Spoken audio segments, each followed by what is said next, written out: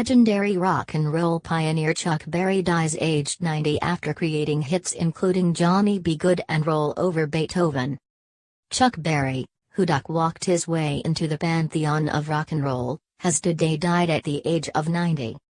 St. Charles County Police confirmed they responded to a medical emergency at his home near St. Louis, Missouri, at 12:40 p.m. on Saturday.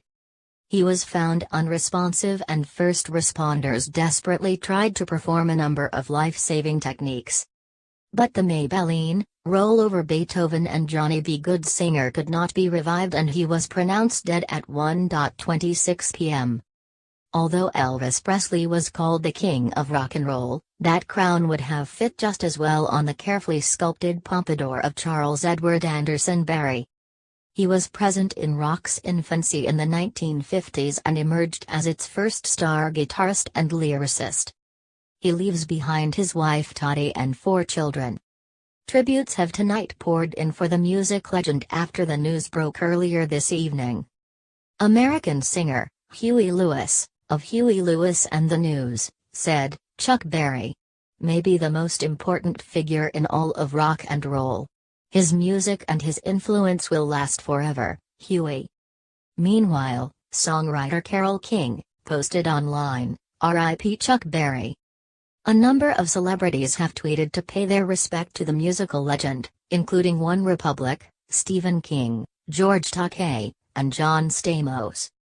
He was a monumental influence on just about any kid who picked up a guitar with rock star aspirations, Keith Richards, Paul McCartney, John Lennon and Bruce Springsteen among them. Bob Dylan called Berry the Shakespeare of rock and roll, and he was one of the first popular acts to write as well as perform his own songs. They focused on youth, romance, cars and good times, with lyrics that were complex, humorous and sometimes a little raunchy. Both the Beatles and the Rolling Stones, as well as the Beach Boys and scores of others acts, even Elvis, covered Berry's songs.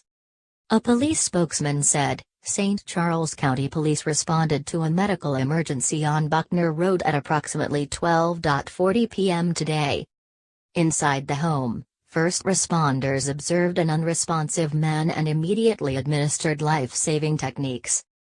Unfortunately, the 90-year-old man could not be revived and was pronounced deceased at 1:26 p.m. The St. Charles County Police Department sadly confirms the death of Charles Edward Anderson Berry Sr., better known as legendary musician Chuck Berry. Prominent musical artists such as the Rolling Stones, Ringo Starr, and Huey Lewis all tweeted about the passing of the rock icon. Keith Richards and Mick Jagger, who met and bonded over their love of Berry's music, both tweeted separately. Mick Jagger wrote, "I am so sad to hear of Chuck Berry's passing. I want to thank him for all the inspirational music he gave to us.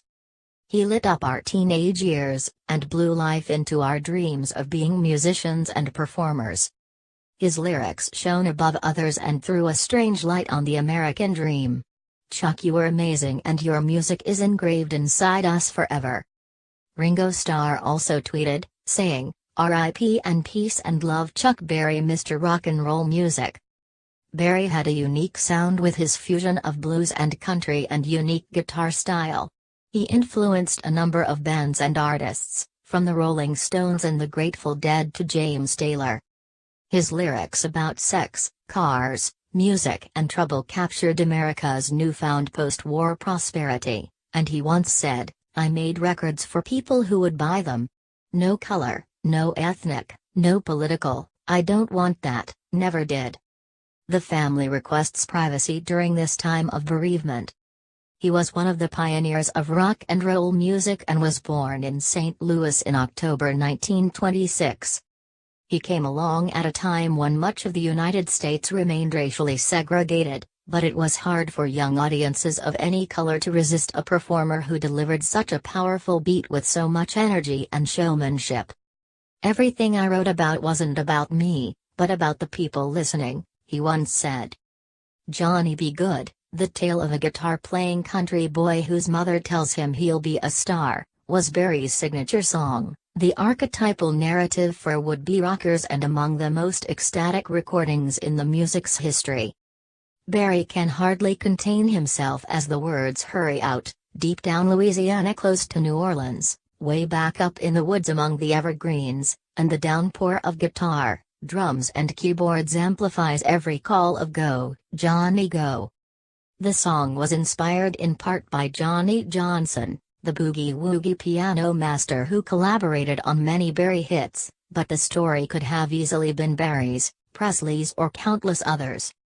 Commercial calculation made the song universal. Barry had meant to call Johnny a colored boy, but changed colored to country, enabling not only radio play, but musicians of any color to imagine themselves as stars. "Chances are you have talent," Barry later wrote of the song. "But will the name and the light come to you? No. You have to go." Johnny B Goode could have only been a guitarist.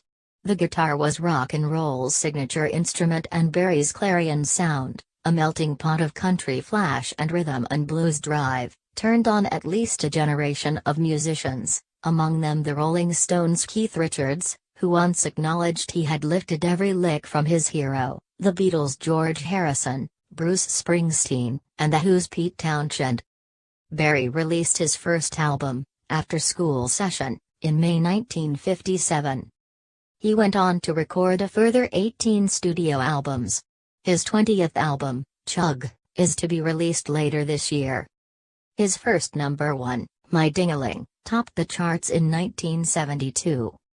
Barry said he performed his signature bent knee, head-bobbing duck walk across more than 4,000 concert stages.